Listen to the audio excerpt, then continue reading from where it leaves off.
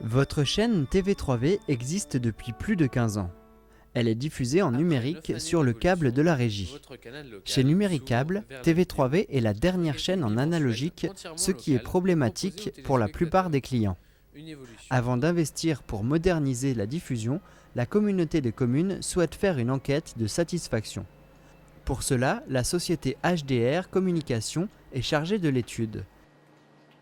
Nous sommes amenés à interroger un panel entre 250 et 300 personnes, ce qui est un gros panel, hein. Mais l'objectif de la communauté de communes, c'était d'avoir quand même une représentativité quand même du territoire. Les reportages de TV3V sont visibles sur Internet, mais pas les annonces infographiques. L'enquête déterminera les attentes des citoyens, notamment pour les villages n'ayant pas accès au câble.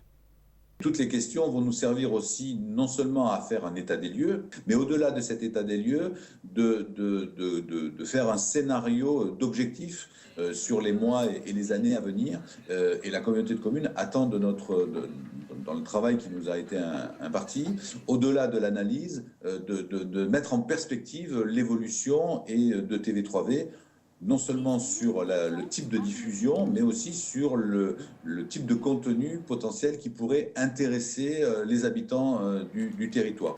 Vous serez susceptible d'être appelé par les enquêteurs, alors n'hésitez pas à communiquer vos idées, vos envies pour votre chaîne locale préférée. Les premiers résultats seront connus à la fin du mois. Les lampes à LED arrivent dans l'éclairage public. Presque la moitié des 9 millions de points lumineux de France ont plus de 20 ans, il faut donc les moderniser. La technologie LED évoluant, elle permet des économies d'énergie et une luminosité plus uniforme. Ce qu'on peut dire actuellement sur l'éclairage public, c'est qu'on vient de franchir un nouveau cap avec l'arrivée de la LED, notamment à Niederbronn, avec une première implantation de 13 candélabres, situés rue des Romains. Une première réalisation déjà rééditée. Oui, donc au niveau des projets de la régie, il y en a actuellement 2 en cours, à Reichshofen, avec un rue de la Schmelz, rue de l'Usine, au niveau du chemin piéton, et un second dans le nouveau lotissement Chapelle 2. Des études sont menées à Oberbronn et Niederbronn, car avant chaque projet d'éclairage, il y a une étude photométrique. Mais aujourd'hui, il est important de comparer 2 solutions sodium ou LED et d'aller sur des sites et regarder ce qu'on appelle le taux d'uniformité.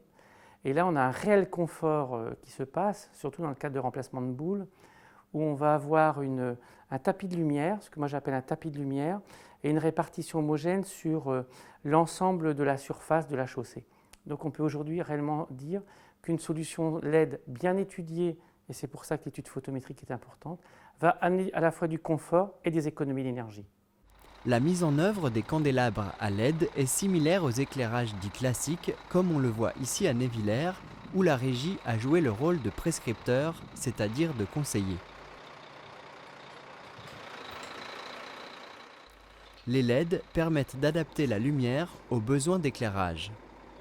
Concrètement, le calculateur d'abaissement de plage nous permet de sélectionner 2 plages d'intensité différentes au fil de la nuit.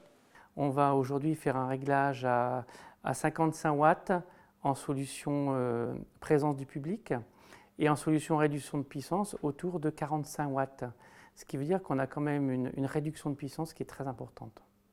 Réduction à comparer aux 150 watts d'une lumière sodium classique pour une luminosité similaire. Selon l'ADEME, l'éclairage public représente presque la moitié de la facture d'électricité d'une commune. Le retour sur investissement se situe entre 3 et 5 ans. Le parc de points lumineux sur le secteur de la régie s'élève à 2700.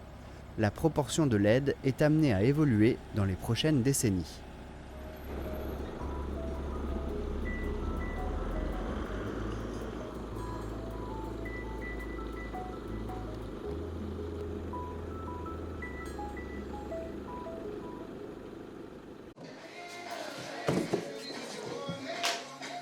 Peindre, poncer, visser, assembler, c'était une semaine d'ateliers créatifs assez exceptionnelle pour les ados du réseau d'animation intercommunal de Niederbronn-les-Bains. À première vue, on pourrait croire à de la restauration de meubles, mais non, ici, il est question de créer 3 modèles d'assises en carton. Alors avec les ados, cette semaine, on est en train de construire 3 modèles. Un transat, un banc et un fauteuil. Je trouve que le carton, c'est vraiment un matériau formidable au niveau écologique. C'est très solide, c'est un isolant thermique, un isolant phonique. Vu que ça se travaille facilement, ça se coupe dans tous les sens, et ben ça laisse libre cours à la créativité. Et ça, c'est vraiment, vraiment très très sympa. Professionnelle dans le design d'objets et de meubles en carton depuis 14 ans, Valérie met ses connaissances et son talent à disposition des jeunes. Une fois terminés, les meubles créés ne seront pas recyclés comme un vulgaire carton, bien au contraire. C'est un projet qui va servir pour le Festival du Livre. Vu que l'année précédente, c'était la première édition du Festival du Livre et que les gens étaient installés à même le sol ou sur des chaises, etc., là, au moins, il y aura des fauteuils originaux ou sur lesquels ils pourront être installés et lire leurs petits livres tranquillement. Transat coloré en rouleau de carton, banc en forme de L et trône imposant, tous les meubles sont peints ou recouverts de feuilles de papier, de vieux livres ou de bandes dessinées. Livre en fête aura lieu le dimanche 26 juin de 15h à 19h, place du Bureau Central et dans le parc du mini-golf. N'hésitez pas à prendre place sur les meubles en carton pour bouquiner tranquillement. Le groupe Mousquetaires a créé ses épiceries rurales en 1986. Le relais des Mousquetaires d'Oberbronn avait ouvert dans les années 2000. Après plus de 15 ans de bons et loyaux services, faute de rentabilité, le commerce ferme définitivement ses portes. Une tristesse pour les gérants, Cathy et Jean, et leurs clients. Après avoir rendu les clés ce lundi 29 janvier, le local est clos. Nous ne savons pas ce qu'il adviendra des lieux. La télévision se modernise avec une qualité d'image et de son améliorée. Le changement s'effectuera le 5 avril et cela implique parfois quelques adaptations. Pour savoir si vous avez déjà la haute définition, rien de plus simple. Les manipulations à faire sur votre téléviseur, vous appuyez sur la touche numéro 7, vous allez sur la chaîne Arte. Et si vous recevez Arte avec le petit logo HD en haut à gauche, vous avez donc une télé HD ou un décodeur HD et vous n'êtes pas obligé d'acheter une nouvelle télé ou un nouveau décodeur. Si sur la chaîne Arte, vous n'avez pas le logo HD qui apparaît, vous devez soit racheter un nouveau téléviseur haute définition ou alors acheter un décodeur TNT haute définition. Ces décodeurs-là, vous pourrez vous les procurer soit dans un site commerçant dans les environs, en grande surface. Par contre, ce qu'il faut bien savoir, c'est que la régie ne procure pas et ne vend pas ces décodeurs haute définition.